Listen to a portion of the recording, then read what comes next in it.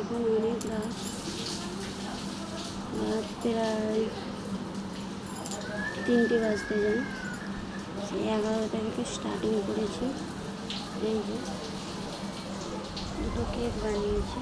এই দেখুন কেকটা কতটা হয়েছে দেখুন, মনে যাচ্ছে দেখো অত জোরেই টিপছে ঠিক খুলে যাচ্ছে, অত জোরেই টিপছে খুলে যাচ্ছে। তো একটা চকলেট কেক বানিয়েছি আর একটা ভ্যানিলা এসেন্স বানিয়েছি। দেখতেই পাচ্ছি, এটাও দেখাচ্ছি। এই দেখুন কতটা স্পঞ্জি হয়েছে, বুঝেছেন? এই দেখুন কেটেও দেখাবো আপনাদের। তো মোট এই 2টো কেক বানিয়েছি। দেখুন ভালো হয়েছে।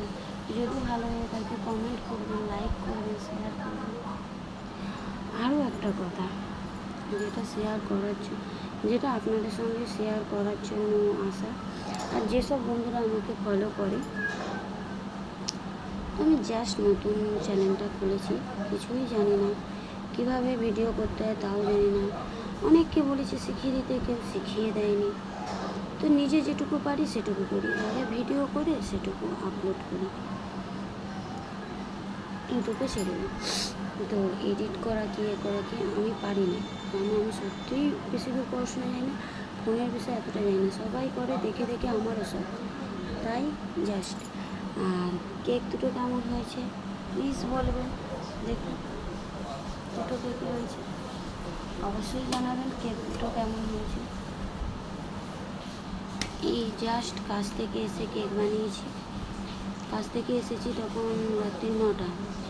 তো আজকে মিথ্যে কথা বলবো না আপনাদের সামনে, আমি আমার হাজব্যান্ডের ঘরে এসেছি। আমার ঘর তো দেখেছেন, আমি গরিবের ঘর কেরম থাকি।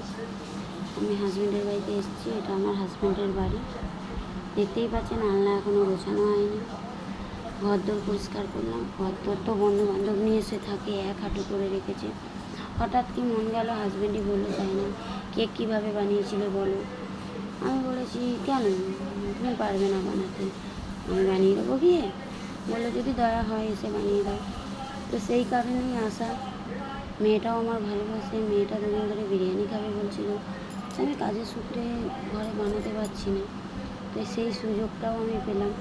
আমার বরকে বললাম যে মেয়ের জন্য বিরিয়ানি নিয়ে আসো, আমি যাচ্ছি।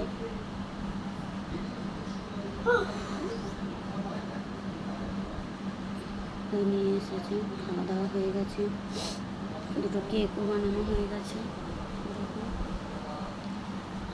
তো কেমন হয়েছে জানাবেন। সবাই শুয়ে পড়েছে, কেউ জেগে নেই। আমি এবার শুয়ে পড়বো, আবার সকাল 8টায় ডিউটি যাবো। 2:43 মানে প্রায় 3টে। কাজ বাজ সারলাম।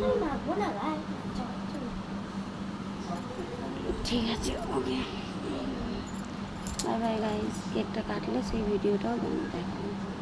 এখন অবধি এইটুকুই।